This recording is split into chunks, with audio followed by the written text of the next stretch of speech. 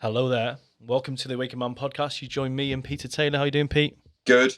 How are you, Ben? Don't lie. I know what time you. Let's be real. Let's be real. What time were you up at? Let's be real. Up since 2 o'clock in the morning. Yeah. Yeah. And like so, my wife to be has gone away for a couple of days, and like Leo is 16 months old. Leo was an angel last night, but he like squirmed at about just before 2 o'clock. And I just must have been on high alert because Denise isn't here. So I'm on high alert. I've heard him squirm, and then I've just not gone back to sleep. So I feel for you. I feel with you. But I feel good now. I just know in about 3 hours' time the slump's going to come. Well, let's get this podcast out whilst we're both articulate. Yes.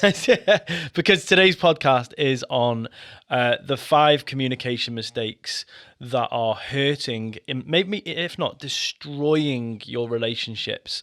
And I want to share with you, this is a super valuable podcast. So I'd highly recommend getting a piece of paper and pen out with this one and getting present with it, because it's going to help you massively. And now it's going to help you if you are looking to connect more with your partner, be slower and more present with your kids, and lead your team better. Oh yeah. Yeah. Oh yeah, definitely. And you will spot yourself 100%. Trigger alert. Unless you're just like this absolutely integrated man. Unless you are truly an awakened man. Yeah, fully awakened. You'll definitely see yourself here. Yeah. Well, we're going to dive straight in. Let's get straight into it, because this is like, I don't want to leave you hanging. So the first mistake there's five mistakes. And the first mistake that comes up when we're trying to help people communicate better is when they are listening. Like, so just to clarify this as well, for those you listening in or even watching, is that these are predominantly on the listening side of communication. Like, communication isn't just what you say, it's what you hear. And this is predominantly focused on listening. It's a skill that most people, me included, have struggled with, especially because we like the sound of our own voice. We feel we're important. We are the leader. Sometimes we're making the decisions every single day. So this is about listening. Now, the mistake number 1 is listening and then reflecting everything onto ourselves. So, for example, Pete comes to me and he said, "Ben, oh man, I've just I've been up since 2 a.m. Oh well, yeah, I've been up since 3 a.m. Pete. I'm super tired too." And in that moment, what I've done is I've taken the object of the conversation, who was Pete, him coming to me, confiding in me about how he's feeling and he's tired, and I've just robbed him of that opportunity to speak about himself. And the next thing on top of that is going like one up. So me saying, like, I'm coming to you because I've had a crap night's sleep. Oh, Ben, I've been up since 2 a.m. Today's going to be a long one. And then you come back to me and say, "Oh yeah, but I've been up since 1 a.m.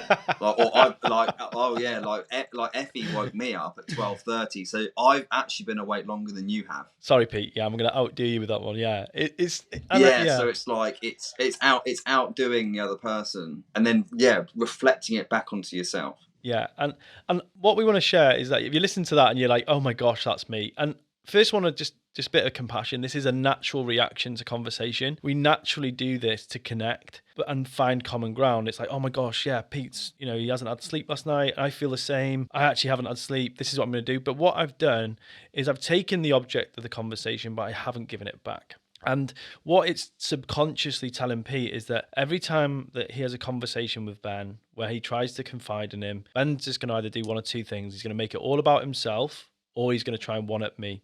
So Pete will be conditioned to go to silence or violence if you listen to crucial conversations. Like, silence or violence means that silence being they just don't say anything, or violence is like passive-aggressive comments. Yeah, absolutely. And the trickle effect of that, especially if you're doing this with your teams, right, like in your business, at work, they won't come and confide in you, and they won't come and tell you what's on their mind. You do this at home with your wife, she'll stop coming and confiding in you and telling her what her issues are and her problems are, because she just knows that you're just going to bring it back onto yourself, probably do one up on her, or at work probably do one up on them, bring it back onto yourself, and they're not going to get anything out of that. And sometimes, most of the time, they just want to be heard.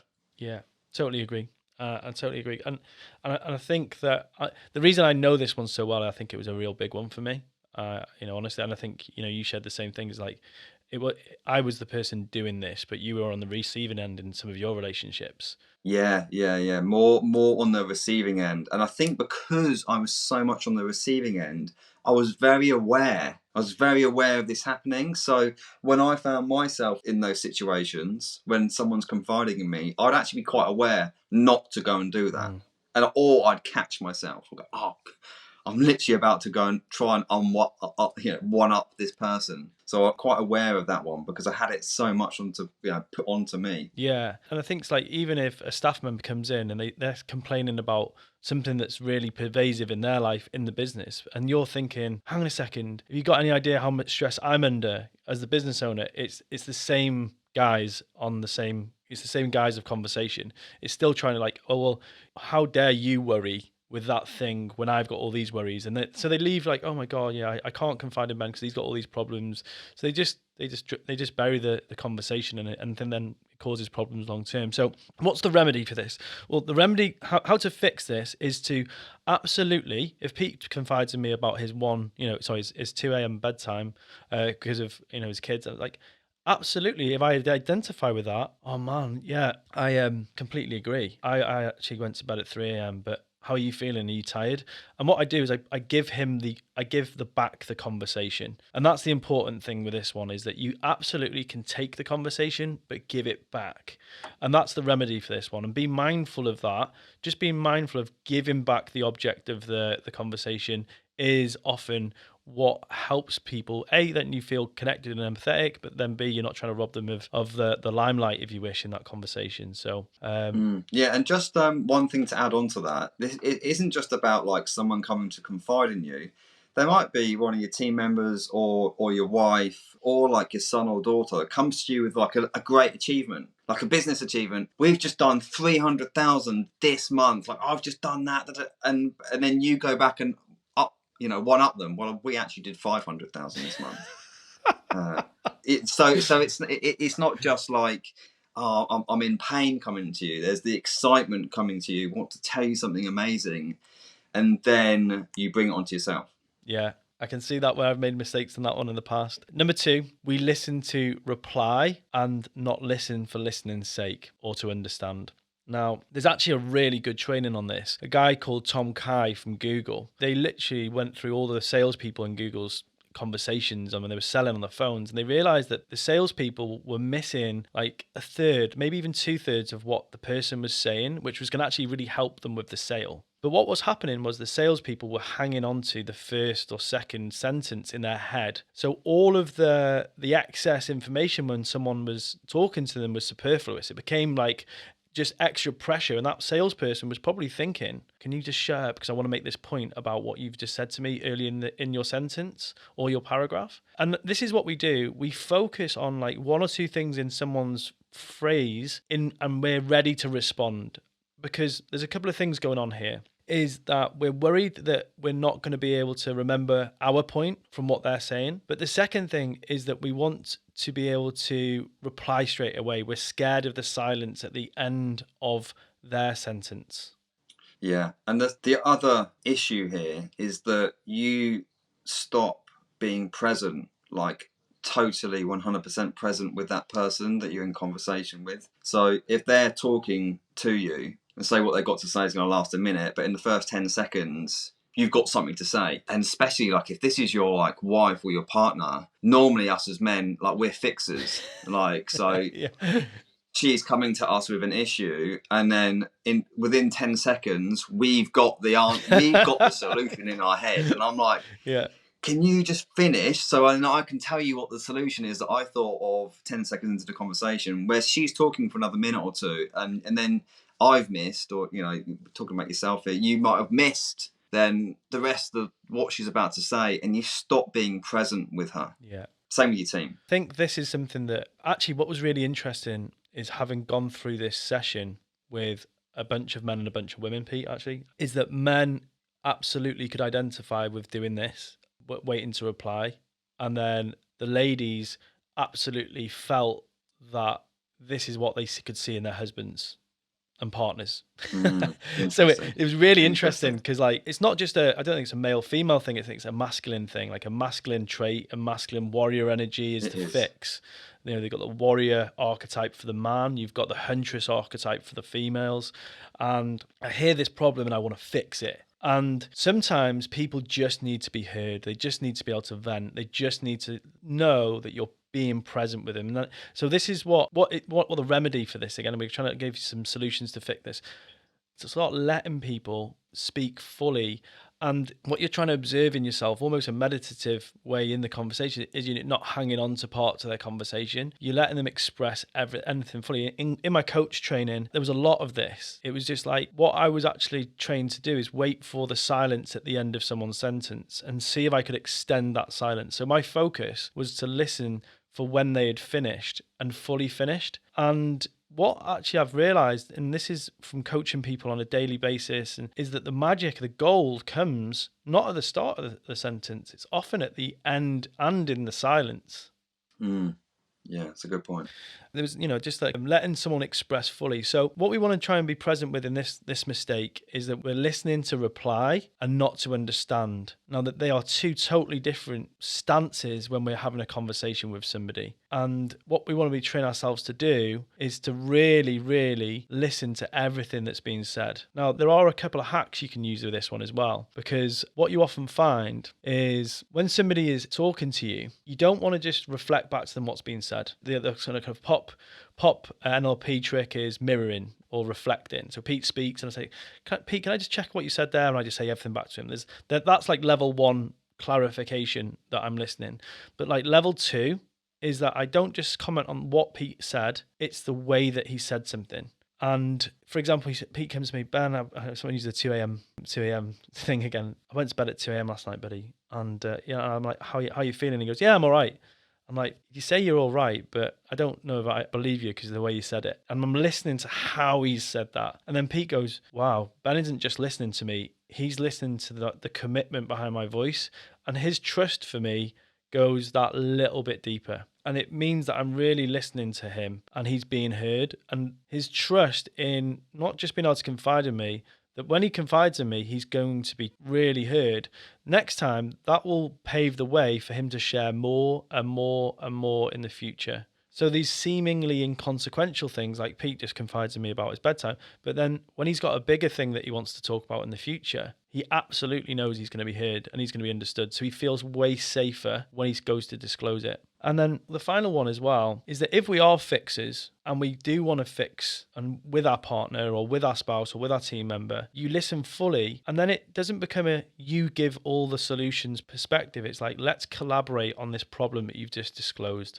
And a really good way, because what happens is most people, even if you're listening to this podcast, you probably are in a profession of some description. You help people, you solve problems. We don't have to then solve everything for everyone. We just put that, the metaphorical arm around their shoulder and look at the problem with them and saying like, well, what are you going to do? And we actually then pave the way for a much more empowered relationship. Yeah. I think like that probably happens a lot in relationships at home with your wife. I've had this with Denise. She doesn't necessarily want the answers. She just wants to be heard. There's me with my 27 solutions firing them straight at her.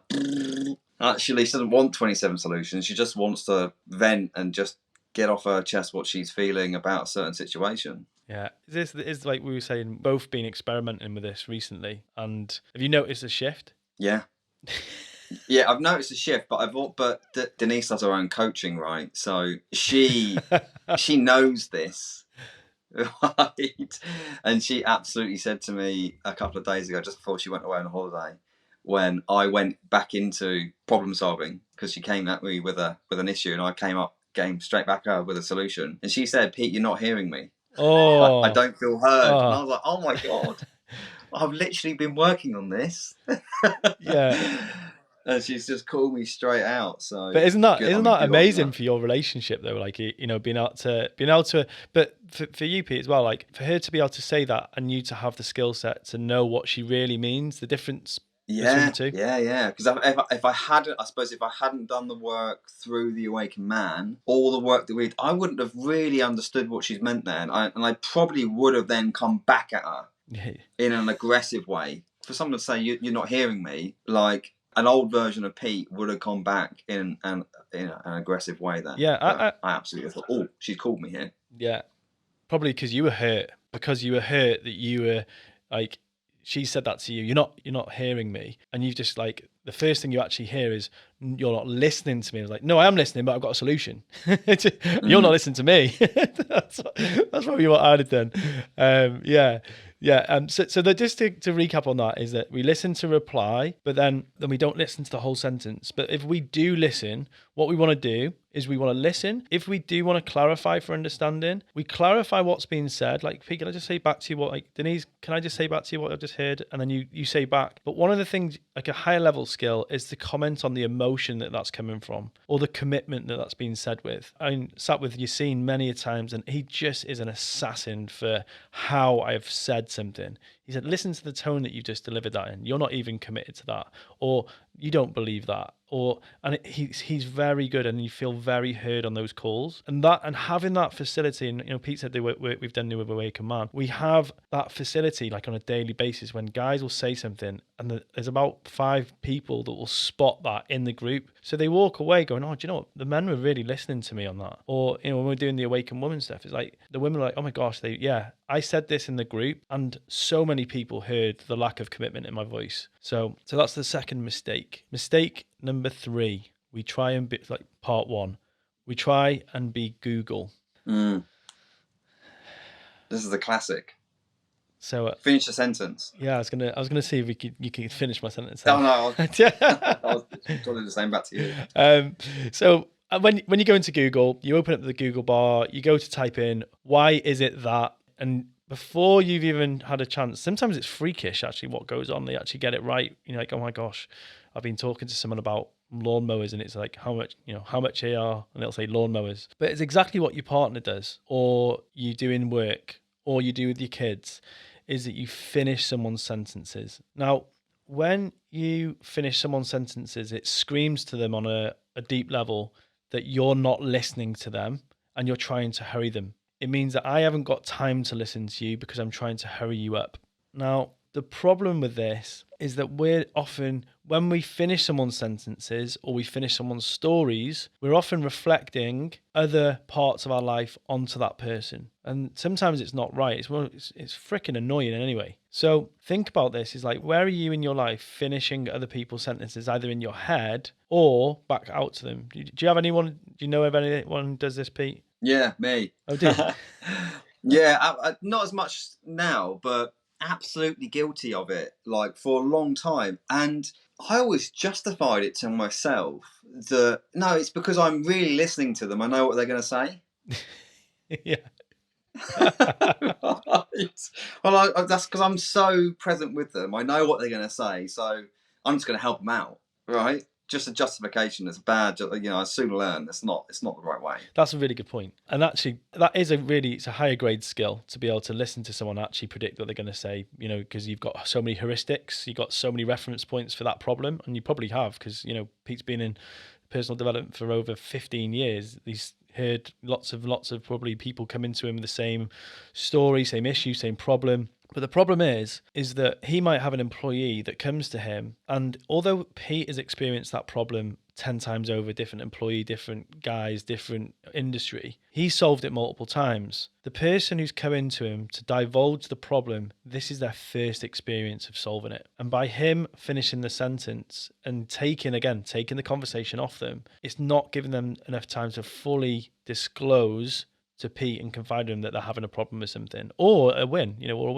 So again, it's harming the relationship, even though Pete might be positioning it as like, oh, it's going to help them. I'm not saying Pete does this because he is a great listener. But what we're trying to really amplify, if you're listening to this, is that when we finish someone's sentence or try and hurry them up in the conversation, we're not giving people enough space and enough time to process what they're actually talking. We actually process so much when we're talking. That's why coaching is such a valuable thing to have in your life, because when my clients are coming to me and they're talking, they're processing so much stuff that's just been caught up in their brain, often messing with them, slowing them down, making them make bad decisions. And as they're talking, then they can walk away from that session going, wow, I've got so much clarity, Ben, thank you. And all I've done is listened. Yeah. Google part 2. Google part 2. Okay, so Google part 2 is the all-knowing. Now, if you think about what Google is as a search engine, you type anything in there, you're going to get an answer. And I don't know about you, Pete, but for me, the large part of my 20s was an internal stance that I knew it all. I created that because I did genuinely believe that. I felt like I knew it all. Like I'd done so much learning, I'd done so much self-development. And I felt like I'd got to this point where I knew the 99% and I was looking for the 1%. And I was like 25 when I realized this. And I was like, this is really not helpful for me. So I realized that I knew the one, if anything, the 1%, and I'm open to the 99. It was a big internal shift. But from a conversation perspective, when we're all knowing, when we try and solve everything, it's a big issue for men, I think. God, did you want to share something then? Just that, like we said earlier, we're fixers. It's the first thing we want to do, and we want to know the answers. We want to be able to. It's a bit egotistical. It's like using I've got this ego talking. So I've got the answers to that. Don't worry, I've got the answer. It might not. It might be complete bullshit. You're just winging it because you'll just want to have an answer because you know it all. Yeah, I think there's actually a Brené Brown quote that I'm going to read that's going to help really drive this home for men and women who are listening. And it's, show me a woman who can hold space for a man in real fear and vulnerability, and I'll show you a woman who's learned to embrace her own vulnerability and who doesn't derive her power or status from that man. On the flip side, show me a man who can sit with a woman in real fear and vulnerability and just hear her struggle without trying to fix or give advice, and I'll show you a man who's comfortable with his own vulnerability and doesn't derive his power from being Oz, the all-knowing and all-powerful.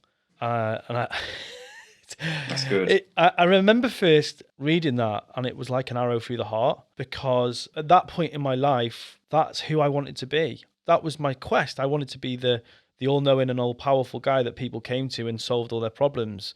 And I really thought, I was like, oh, so it's a real shift for me. And it made me realize that sometimes people just want to vent. They just want to share some of the stuff, get it off their chest. And from an egoic stance, I was trying to be, again, the object of the conversation. It was all my solutions. So I would try and here's my solution. And they'd be like, well, actually, that doesn't really work. And they'd push back. And it's like, oh, yeah, that doesn't really work in my life. And I was, no, you're not really listening. It ended up like a push and pull situation, whereas what we can actually do is we collaborate. Again, sort of same thing I said earlier, is that we get into a space where we're collaborating with somebody, or it's just enough to listen to someone. Yeah, like if someone comes to you with an issue or a win or just something they just want to vent about or just talk about, just like a normal conversation, they might not be coming to you because they want any form of answer at all. They might not want a solution. And then if you go and throw a solution at them, it's like you haven't asked for permission to give them a solution. That's a classic that lots of guys do this, and lots of coaches do this as well. And you learn when you become a better coach is that the person has to want to be coached, and you have to ask for that permission and earn that. Yeah. So we have a hot seat on a Thursday, and it's hot seat coaching. So what will happen is there's a brief description where a man or a woman will share their struggle. So the men in the men's group, women in the women's group. And before I even dive in there, I'm probably 90% of the time, I don't do this every single time, I'll say these words: do you mind if I coach you around that? And I get permission, because it's really important to ask for permission to give someone, because I found this, and this is something that you find yourself doing, nobody wins when we just solicit advice, because they don't take the advice because they didn't ask for it. You give it and they don't take it, so you feel under threat, like, oh, well, they didn't even bother taking my advice anyway. Why bother? It harms the relationship. So I think this happens a lot in relationships, like with your spouse, is that you become the Oz all-knowing, give them loads of advice, and then you think ill of them because they haven't taken it. Yeah, and same with your team. Same when you're running a business. You start throwing loads of advice around when they don't necessarily need it or want it. Yeah. Next. Just maybe that's the like one takeaway from today is that like go home tonight or go into the office tomorrow and just test that. Ask for permission when someone comes to you with a problem. Like ask for permission. Oh, do you mind if I just tell you my thoughts on that? Like, or do you mind if I just coach you around that? Yeah. See how the conversation goes. Actually, funny enough, Poppy's a mentor, and she's seen herself as a mentor. This is my partner, by the way, and Poppy's seen herself as a mentor, and she's learning how to coach because what a lot of people in the coaching space and the self-development space is they tell people what to do. They tell them the next steps, and it's like they have these programs where it's next step, whereas actually a coach extracts. Like a coaching predominantly, like a coach extracts and helps someone's create an impossible future, whereas generally a mentor will teach principles. And I noticed when Poppy slips into coach mode, and I'm like, are you coaching me? And she said, yeah, yes, I'm coaching you. and I was like, okay. And then it's an interesting one because I sometimes have to say, am I okay with that? Am I actually okay with that? Because I'm very aware, I'm hyper aware of this because I've been in this arena for such a long time. So to be mindful of that, it's a really good point from asking for permission to coach and give someone advice. Right, and what's the next one? Mistake number 4, while we're listening, we're judging and forming opinions and jumping to conclusions. So Pete shares about how he's been up late and he starts talking about how he's struggling today, and I'm his manager, and I'm already thinking to myself, well, you should have sorted your shit out, and you should have done this, you should have done that. And he's talking, and I've already got my opinion of Pete and why he didn't go to bed on time, or why Leo is getting up in the middle of the night, and I've already got my opinion. So everything else that he is sharing with me to give me a fully fledged picture of what's going on, I don't hear. So here we have to fully listen to someone. We have to literally find out all of the information. We're in the information gathering phase. So if you're a salesperson, you need to learn how to do this to have effective sales. We need to listen to somebody before giving them our perspective. Yeah, and just don't judge because you don't truly ever know someone's circumstance. Yeah. And there's a real important nuance here is like the difference between sympathy and empathy. A judgment is often, it can be even the way that you reply to someone is like, oh my gosh, that sounds really bad, and it's like that's sympathy. And if Pete confides in me and he says, oh man, I had a really late night last night, and I'm like, oh man, you must be real tired, and just the way that I say it, he's like, oh god, that feels a bit judgmental. And that, again, it harms the safe space for him to confide in me in the future. Yes, tonality. Yes, 100%. It's like, it's the way that you say it. And we're going to go into that on the next point as well. But what we're often judging, we judge based on the tip of the iceberg. And if you want a little hack with this one, all you need to say is like, anything else? Tell me a bit more about this. What else? Keep going. Anything more? And what you're doing is you tease out of that person the full picture. Is that, are you sure that's everything? And then once you've got to that point where you've extracted everything from what they want to say, you say, do you mind if I give you a bit of a perspective? And then you go back into your commentary on some of the things, either what they've said or how they've said it. And I can tell you that conversation for them will be truly meaningful. They will absolutely shift the way that they see you, see your relationship. And because what they will have is the first time that somebody's allowed them to download all their thoughts and their feelings. Right. Last one. Final one. It's that we don't make them feel heard in the way that we respond to them. Now, this is where we go through a process of what's called invalidating. And we're going to probably do a whole podcast on this, is that we invalidate the way that they feel based on the way that we respond in 2 ways. Is in what we say or how we listen. Now we're going to go into how we listen on today's podcast. Pete isn't confiding in me with about something that's really important to him, but he can see that I am distracted, I'm not engaging with him, or even my body language, or I roll my eyes. How is it going to make him feel? So he's really plucked up the courage to share something with me, really deep, really vulnerable. And I'm like just checking my watch, or my phone's on the table and I can see my eyes flitting down towards the table, looking at who's texted me.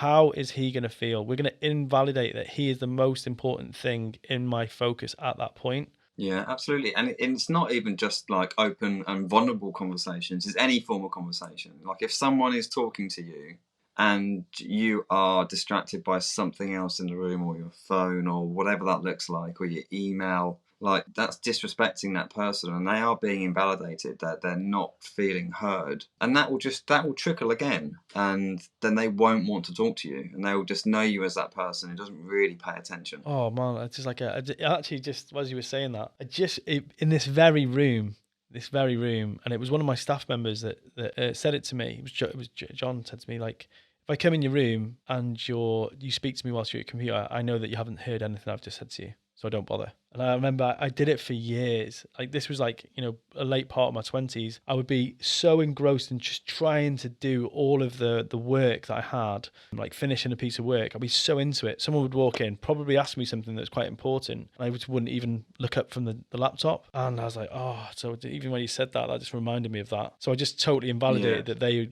their presence was not, and that's like, oh, just knowing I did that, I'm like, it's changed now, but I'm still not fixed. No, I mean, the next one is like your partner. And I took this from someone called John Butcher. I did this program years ago. And he said that when his wife walks into the room, everything stops. Doesn't matter what he's doing, whether he's engrossed in work or he's talking to a colleague or whatever he's doing. Everything stops for her because she is number one above everything, above business, above money, above his children, above everything. She is number one. So when she walks in the room, everything stops for her. And when he said that, I was like, oh wow, that is. And I have tried embodying that. Like I'm definitely not the whole way there. Like I do get very engrossed in my work.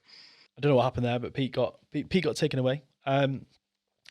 What we want to make sure, just to bring it back to the point we were making on that final point, is that when we are listening, we want to make them feel heard in the way that we respond and how we respond. And like we were talking there about being distracted, and one of the points is that one of the fastest ways to erode trust in a relationship is disinterest.